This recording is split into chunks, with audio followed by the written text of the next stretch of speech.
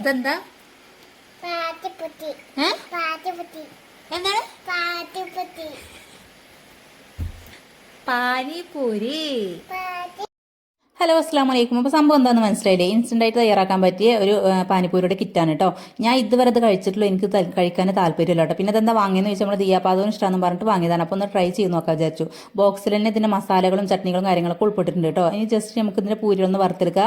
സംഭവം സിമ്പിളാണ്, അടിപൊളിയായിട്ട് പൊള്ളായിട്ട് വന്നിട്ടുണ്ട് കേട്ടോ. ഇനി വേണ്ടത് കുറച്ച് ഉരുളക്കിഴങ്ങ് വേവിച്ചതാണ്, അതിലേക്ക് കുറച്ച് സവാള, അതുപോലെ തന്നെ മല്ലിച്ചപ്പൊട്ട് നന്നായിട്ട് മിക്സ് ചെയ്യുക. കൂടെ തന്നെ ഇതിൻ്റെ കൂടെ കിട്ടിയിട്ടുള്ള ഒരു മസാല അതും കൂടി ഇട്ട് നന്നായിട്ടൊന്ന് മിക്സ് ചെയ്ത് വെക്കുക. ഇനി ഡേറ്റ് ആൻഡ് തമരിൻ്റെ ചട്നിയാണ്, അതൊരു ബൗളിലേക്ക് ഇട്ട് കൊടുത്തിട്ടുണ്ട്. പിന്നെ വേണ്ടത് ഗ്രീൻ ചട്നിയാണ്.